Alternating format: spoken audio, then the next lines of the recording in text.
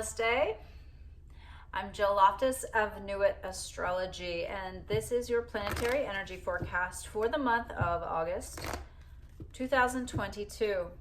Now, as with my weeklies, I have added in this new Lotus spread, and I've decided to film this first this time because August is a lot. It's going to be a forecast where you're going to need to pour a cup of tea, grab a cocktail, and sit down with your calendar and me and be prepared, right? So we're going to go ahead and take this Lotus spread that comes from the Cult of Isis, and we're going to, as in the goddess, don't get me started on that whole thing. But this, I really like this because of my whole kind of theme of making sure that we're high vibing the energies, not low vibing the energies. I like that this spread gives us two options to handle the energy. Now, they might both be okay, but this gives us two ways to deal with the month. And this is for whoever is seeing this. That is how the universe speaks. So let's see what the month of August has in store.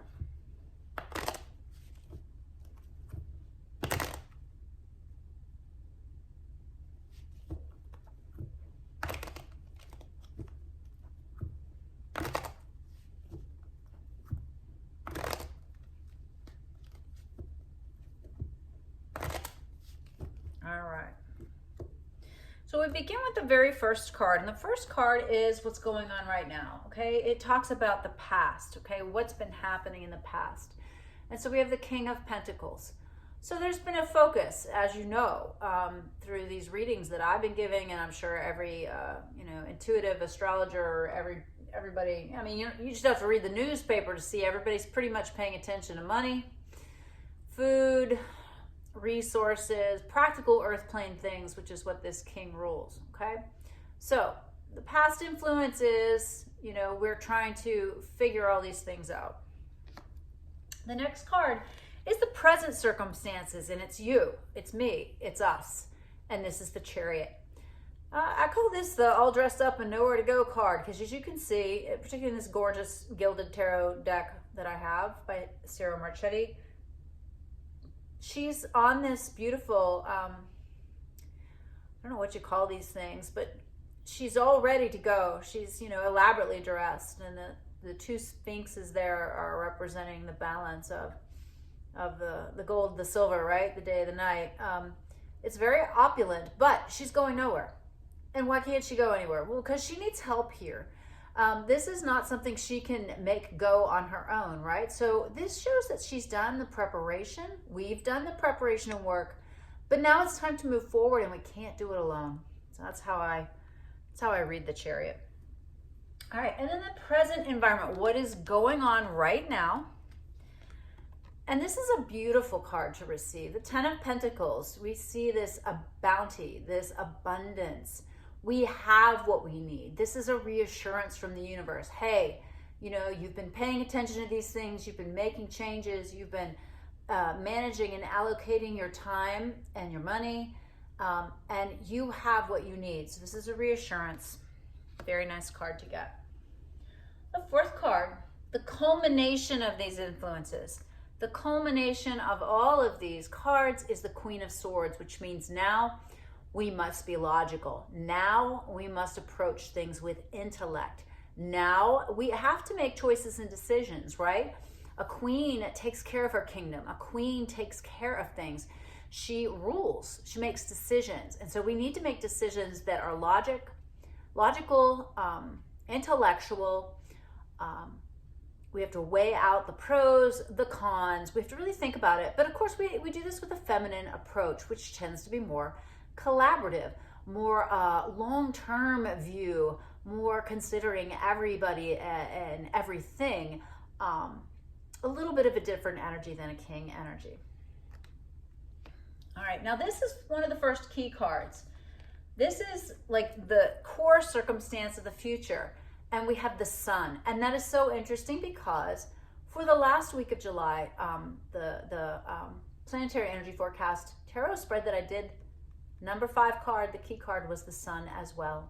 So it is important that we make the most of this solar energy, channel that inner Leo energy. It's Leo season, right? So it's perfect to really find ways to shine, ways to express ourselves, ways to really be all that we can be. So clearly that is continuing. Now these next 2 cards are the opposite forces in play in the future. So we have the Lovers, okay, something perfect, something that's really going to work out. And then we have the 9 of Wands, which was another card that showed up in last week's spread, okay, for the end of July. And a lot of the end of July really influences our August. So this is, this is something that's just right for us, that really comes together. And this is the card that indicates, don't give up, keep going. All right. And then we have the near future. This is another key card. What is coming? This is a detail about what is coming. And we have the Star. Now the Star is a lovely card to see because this is the card that comes after the Tower. This is a card that indicates healing, help. This is a card that indicates more, it's interesting. We got the sun and now we have the Star. And what is the sun but a star? This is another really beneficial card. This shows some real coming together internally in this near future. So I'm really digging that card. All right. Now we have the modifiers. And so what modifies the Star? Well, the first one is the 2 of Wands, which means a choice needs to be made. Okay, you gotta take a direction. It usually means, whenever I see this card, it means do something. That you're stuck in indecision, and by not deciding, you're actually making a negative choice. You have to pick a direction. It doesn't matter which direction. You're going to be fine either way. So pick a direction. The other card that we get is the Page of Pentacles, which is, again, another card that emphasizes paying attention to resources, but also creating the life that you want, really being excited about how you manage those resources. Now, paired with that 2 of Wands, we have this 3 of Swords, which means there's some difficult emotions around this. You don't want to make this decision. Even though you found this thing that's like just right for you, for some reason, it's difficult. Maybe it's hard, maybe it seems impossible, maybe you're going to have to let go of some things or adapt or change in ways that aren't comfortable. All right, so that's one of the modifiers for the Star. The other side that goes with the Page of Pentacles is the 4 of Swords. And this is an interesting card. This is a card of preparation but waiting. Okay, this is a card that says, and it's interesting, paired with this, it says, gather your resources, decide what it is that you really want, what really makes you excited in the physical plane, okay? It makes your body happy, makes your stomach happy. This is your home, this is your, the actual physical earth plane things. And it says, be ready, but not yet. All right? Be ready, but not yet. All right, and then we have the 2 possible progressions or outcomes. All right, and so we have, let these cards go out first and we'll talk about them together. Interesting. All right, so now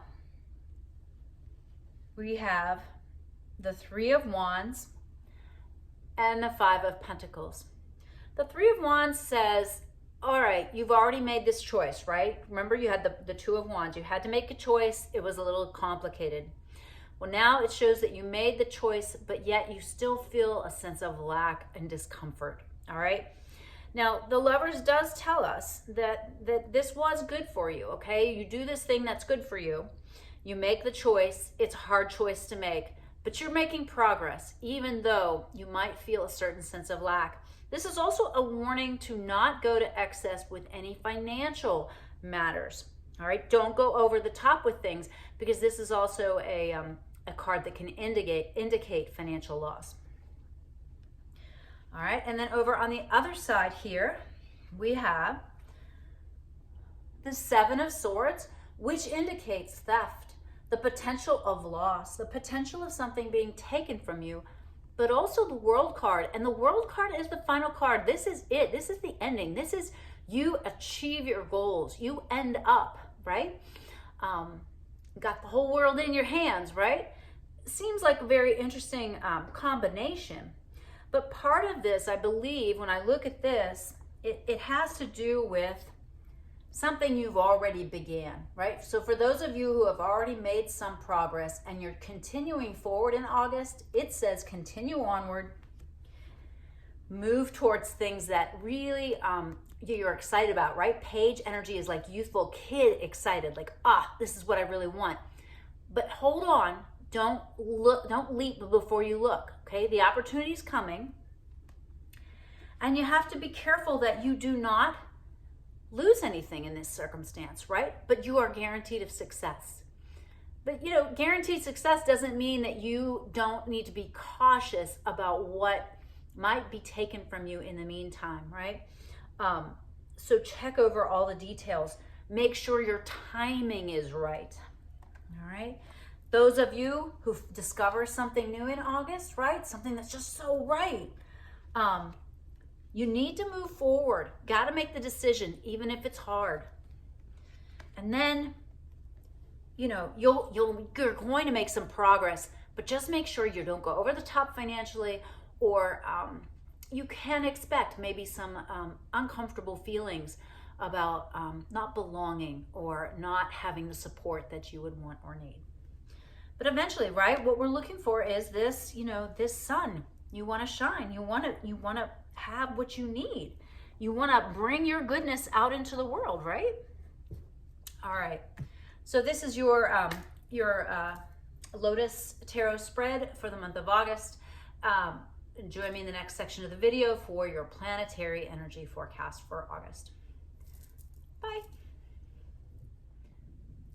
Hi everyone, namaste. I'm Jill Loftis of Nuit Astrology. I'd like to welcome you to your planetary energy forecast for the month of August 2022. Now I'm going to give you a brief overview at the beginning here, because there is so much material to cover about this month that I don't want you to get overwhelmed. So if you want the soundbite version, I'll have that first, and then those of you who are making a cup of tea or pouring a glass of wine and sitting down with your calendar to really deep dive into each day of the month, I will add that at the end. This is an important month. It's an important month to kind of have your act together. Why? Well, there's going to be some really big planetary events, but the other thing is that this month kind of holds the key to some changes that are coming up. At the end of this month, Uranus is going to go retrograde, which means every single outer planet is moving backwards, okay? They're all retrograde.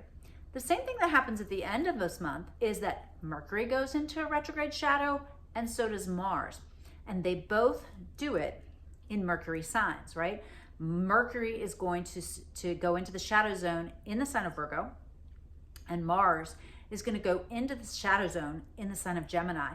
Now, Mars is going to spend an inordinate amount of time in Gemini from this month, later in this month, and I'll tell you the specific dates when I get there, until March, all right? Mars and Gemini, think about that. Think about the warrior as a twin. Think about the warrior being focused on communication. Think about the fire energy of Mars in the air sign of Gemini, all right? And that gives you an idea about how kind of tricky this energy could be. All right. So at the same time, we're just coming out of the very tail end of July, first several weeks of August, of this unprecedented connection of Mars, the North Node, and Uranus at 18 degrees of the sign of Taurus. Now, Uranus and the North Node will continue their dance into mid-August. Mars will move on. But this is also just a highlight of whatever the Taurus Scorpio axis of your chart is. So realize that. Think about the whole idea of, the Virgo Libra section of your chart, because that's where Mercury will be traversing during its retrograde and during this month. And then, of course, the sign of Gemini. Know which house that is for you, because there's going to be a lot of talking. There's going to be a lot of activity. There's going to be a lot of ideas, all right? This is a month to really get your feet under you. Both the new moon and the full moon this month are difficult, okay? These are not the best manifestation moons. And since we know that both Mercury and Mars are going to come into shadow at the end of the month, get your act together at the beginning of the month, right? Okay, I've been saying this over and over, but you get the urge, you get the idea that you need to take care of something, schedule something, get it done, all right? So that you can be a little bit more comfortable adapting as we move through the month, all right? So yeah, the way to high vibe this is to be really change adept, to be aware of where the areas of your chart that are being influenced, and being really open to really seeing symbolic events that occur. Like, for example, when Uranus stations retrograde, right? That's going to be really interesting. There may be some themes that harken back to 2021, because 2021, 3 times we had Saturn and Uranus butt up against each other, all right? It was part of what made the whole year so revolutionary in a lot of ways and unstable.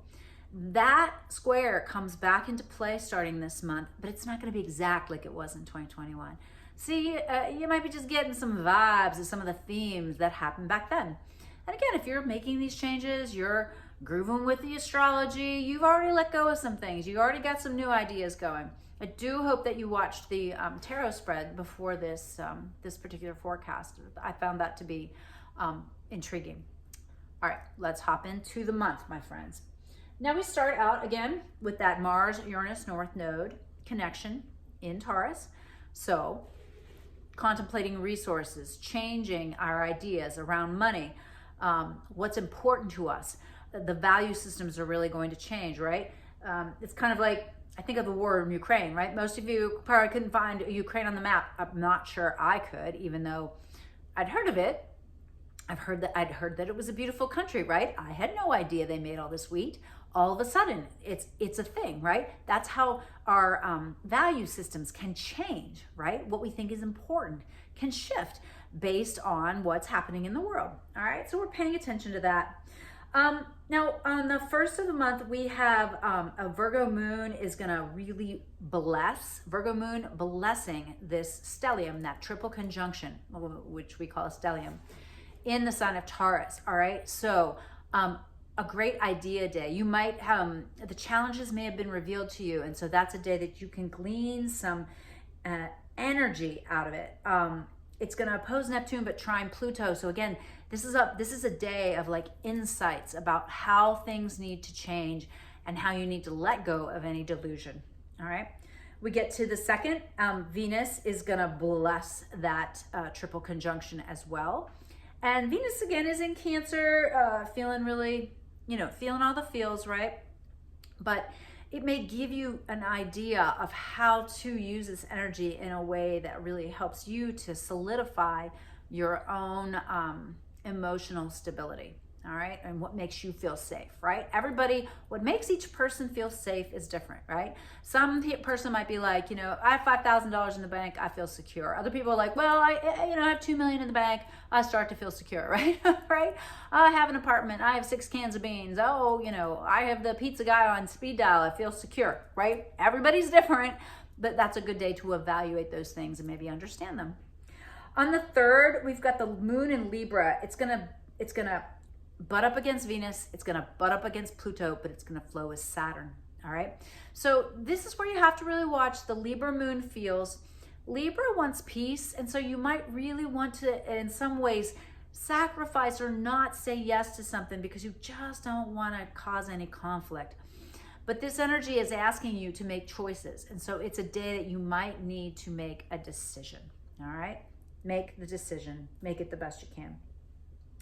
All right, August 4th, Mercury comes into the sign of Virgo. loves to be there, right? Is the ruler of the sign of Virgo.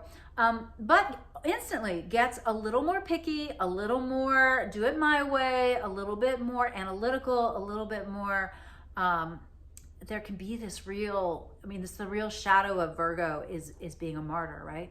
So watch that during this time period, while Mercury is traversing through Virgo, that you don't self-sacrifice. You don't, I always think of the Little Red Hen. Do you remember the Little Red Hen book? I'll do it myself, right? Don't get all Little Red Hen on things, right? Collaborate. Make peace with that. It's not, if you control it and you do it your way, my way, and you think it's the best way, okay, but sometimes we have to make concessions, right? So make sure that you're able to be collaborative. It does bless the moon in Scorpio, so I kind of see that as being like a secrets revealed kind of day. Intriguing. All right, the 5th, not so groovy. The moon is in Scorpio, right? The moon does not dig being in Scorpio. And it is going to square the sun and Saturn and come together with the South Node, right? Remember, the South Node is across the sky from those 3 planets that are in Taurus: Mars, North Node, Uranus. It's just a sketch day all the way around, all right? So just be careful, be cautious, go slow. People might be really upset. People might be really critical, secretive, argumentative. It's just not a blessing of a day. So just be very cautious. And then on the 6th, that same Scorpio moon gets all kinds of assistance and help. So whatever kind of falls apart on the 5th should come back together. It's going to trine Venus and Neptune, sextile Saturn. Late in the day, it squares Mercury. But all in all, we go from this to getting things kind of sorted out, seeing the necessity of whatever changes the 5th brings. It comes together on the 6th. Now on the 7th, we enter a little caution, a little white light shields up section of the month. Why? Well, because Mars in Taurus is going to square Saturn in Aquarius. Mars square Saturn, right? That's just, it's conflict. It's, the individual fighting against the group. It's the younger person arguing with the older person. It's the establishment up against the rebel, right? And flowing from the area that has to do with resources and land and things like that to the forward-thinking ideals of the group in Aquarius. It just could be very difficult energy, so please be careful. It also has a beautiful trine, a big trine, grand trine in the sky, a big magic triangle that goes from Chiron in Aries to the sun and over to the moon in Sagittarius. So Aries, Leo, Sag. See if you can think Aries, Leo, Sag, Aries, Leo, Sag. How can I harmonize those 3 areas of my life? So take a peek at your chart. All right. There's also a Venus in Cancer trine to Neptune and Pisces that day. So inspiration, that beautiful beneficial energy, I'm really grateful for that. That should help soften the blow of that square. All right. And so as we get into the 8th, beneficial moon, difficult Saturn, moon to Saturn, blessings. Moon square Neptune. Sorry, I'm looking at my notes. This companion blog is on my website, by the way, if you want this written down. I, of course, add more when I'm talking, but it's an outline for me to use, but it's also great for you to have on hand. What I do is just keep the website pulled up and I just look at it each day. That's the way I work with it. All right. August the 9th, we've got Venus in Cancer standing across the sky from Pluto in Capricorn. Know where this area of your chart is. This could be a tug of war between what you value, love, care for, and what has to be renovated, broken down, what the universe is ripping away from you, and what you're trying to build. All right, so really see this tug of war. Allow change to happen, but this whole evolution, revolution of what we value, what is important to us. Really take note of that and make sure you're not holding on for dear life to something that just really no longer feels stable, secure, or takes care of you. in that area of life that you find Cancer. August 10th, very, very busy Capricorn moon, right? So it's going to come together with Pluto. It's going to trine Mars, sextile Neptune, oppose Venus, which Venus is with Black Moon Lilith. This is another busy day. This is almost like an archetypal struggle between the patriarchy and the divine mother, the patriarchy and the rebel feminine. You know, but it's got a really, a couple nice aspects too. So there is a chance for this to be a beneficial, it's a struggle, right? But it could be beneficial, it could be helpful. We might be able to find patriarchal power structures that help things to change, right? All right, August 11th, Venus moves out of Cancer and comes into the sign of Leo. Now, this means you should do your hair. Absolutely do your hair. You might want to glam it up a little bit. You might feel just a little more empowered if you do those things. And of course, don't do them for other people. Do them for yourself, right? Whatever makes you feel beautiful, you should do that. It's also the full moon. It's in Aquarius, 19 degrees. Now, it's at 19 degrees of Aquarius. This brings us into the square. So Sun, Moon, square, Aquarius, and then the North Node, which is still at 18. And so we've got this really difficult energy for this new moon. This is not a manifestation moon. This is a hold on to your hat moon.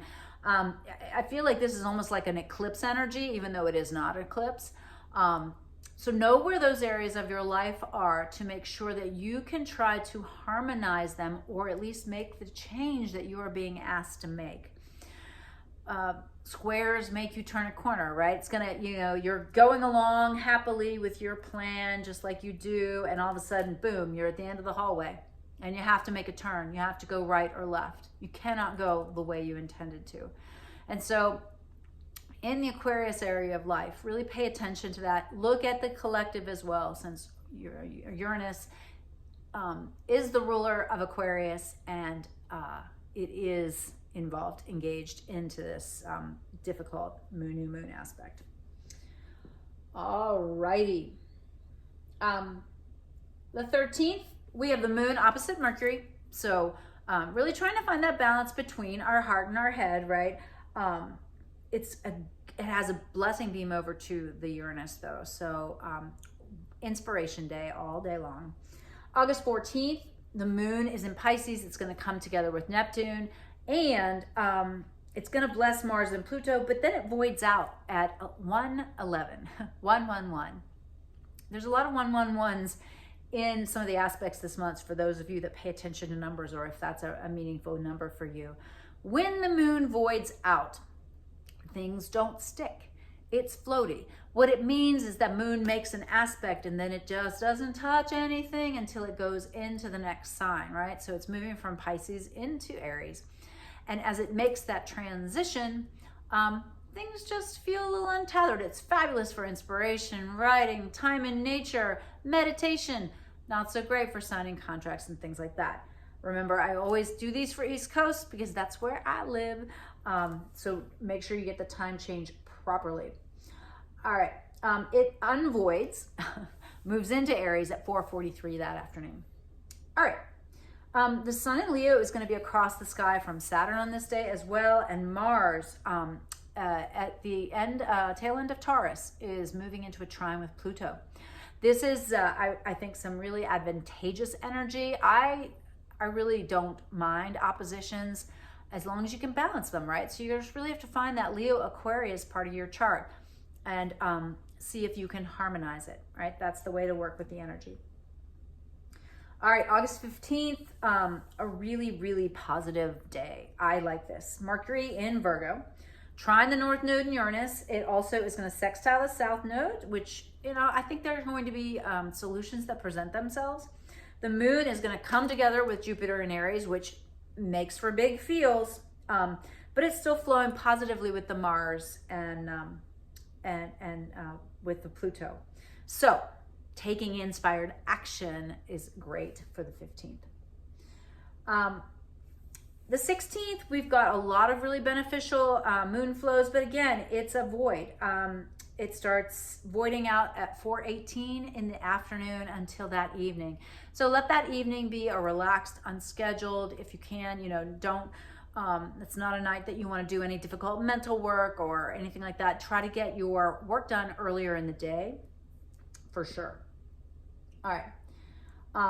On the 17th, the moon in Taurus is going to square Venus. This is potential excess. This is potential retail therapy, clicking buy now when you really shouldn't. So pay attention to that.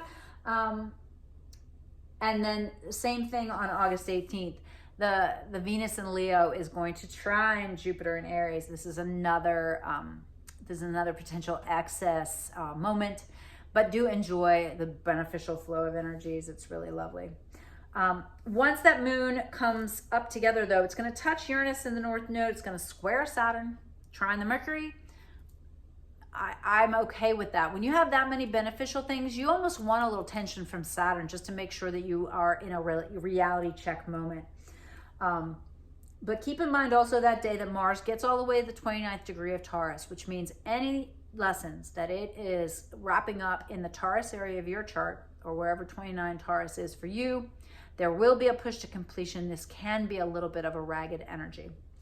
And then we have the 19th,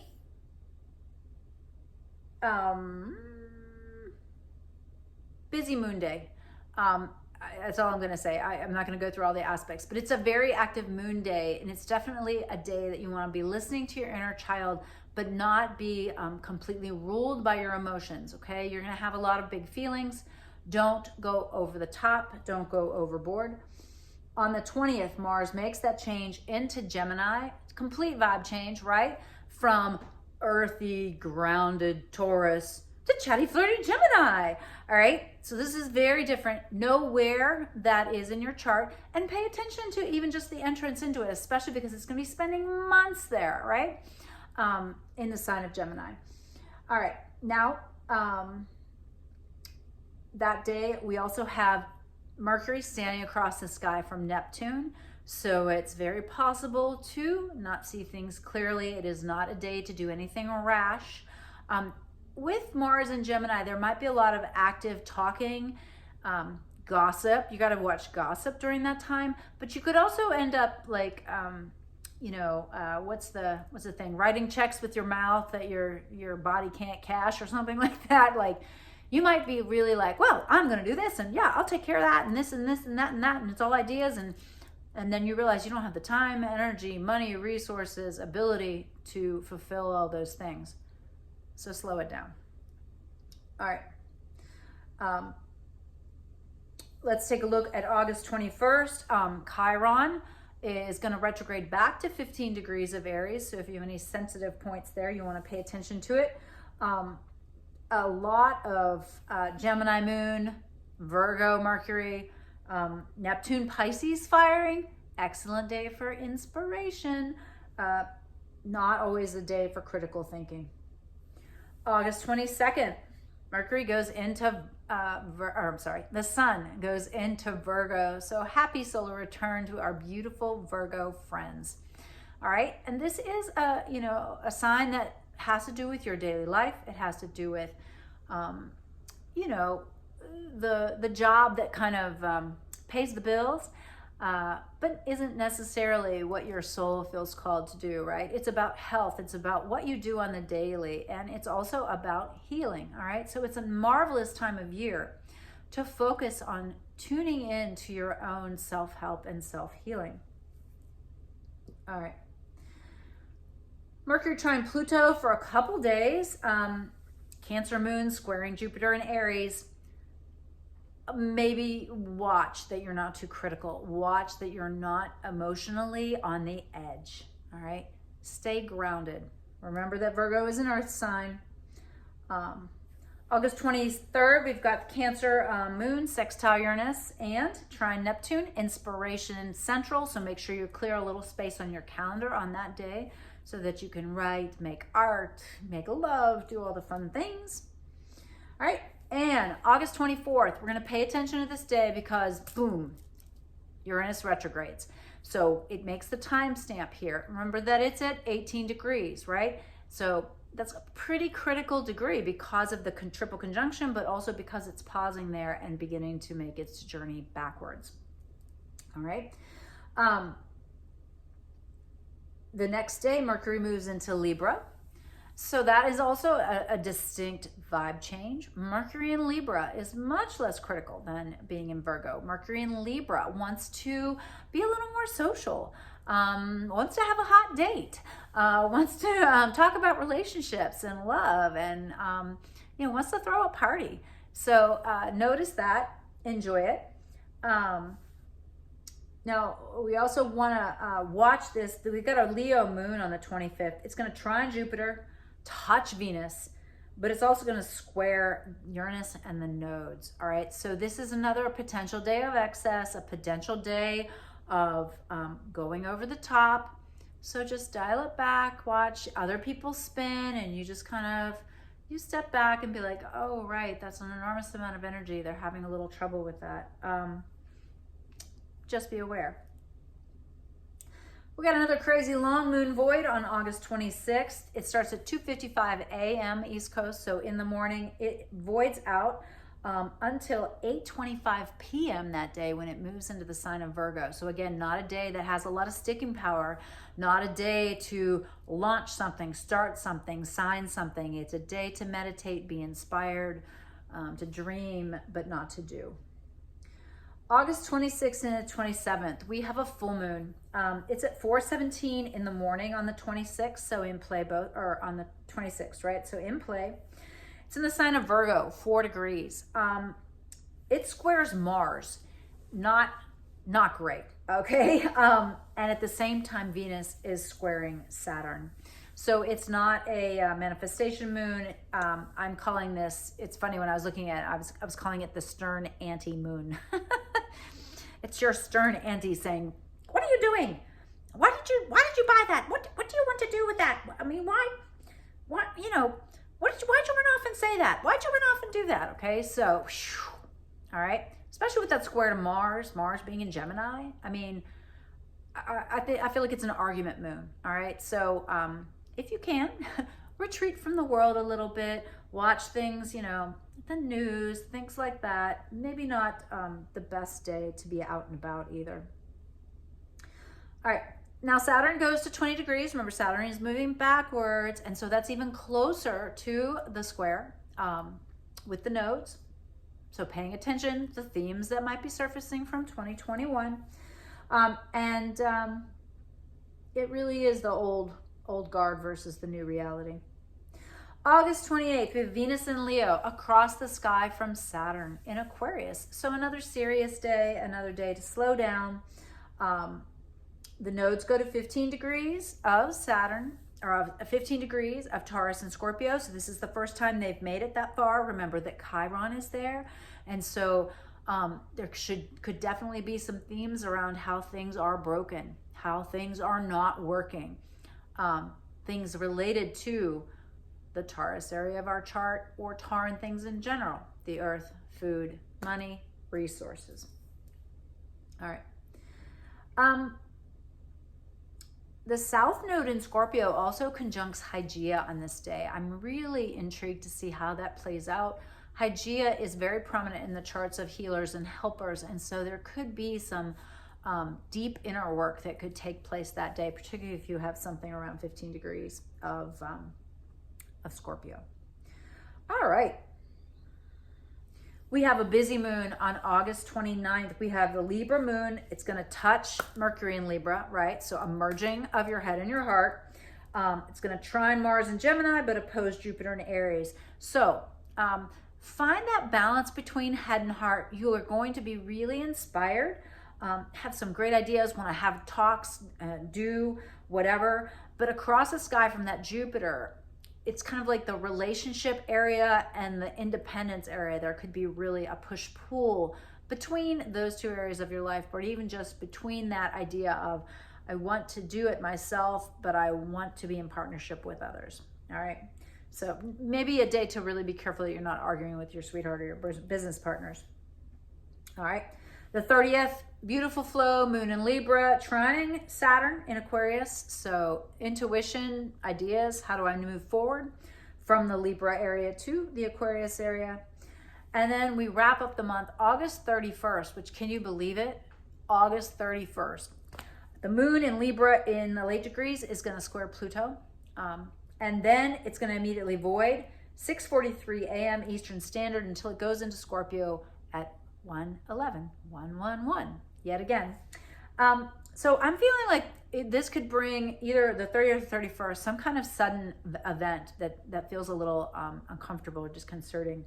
And then with that void moon, it almost feels like nobody knows what to do or you can't get any traction. So make sure you stay grounded and adaptable on the 30th and 31st. All right. Well, that was a hella long planetary energy forecast. And if you stuck with me all the way, I thank you. I appreciate your love and support. I do hope this is useful and helpful to you.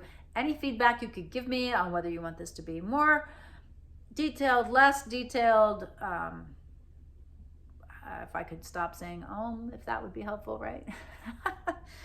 Oh, goodness. I know in particular in my life that August is a very difficult month. Why? Well, I have three and a half, I guess, 4 children in my life, 3 that are mine and 1 that is my sweetheart's. Back to school, the heat, all of these things, in addition to all of this uncertainty, instability, confusion in the world, can feel like a lot, all right? So figure out the top 3 things that you do that help you in life, whether it's going for a walk, doing deep breathing, taking a yoga class, planning a trip or vacation, cooking good meals, whatever these, like, just 3 basic things that you can do to support yourself through this month. Do that, because really we can't support everybody else unless we're coming from a position of strength. So you take care of you, and then you can reach out and, as Clarissa Pinkola Estes says, mend the part of the world that you can reach. All right. If this was useful, helpful, please share it with a friend. Please like, please comment. That always helps. It helps the channel to grow. I do have a membership program on the website, so check that out if you're interested in additional newsletters from me, the video library I have available, or a personal monthly forecast delivered to you via video every month that includes a personal tarot reading. All of that information and more is on my website. So white light shields up, y'all. Namaste.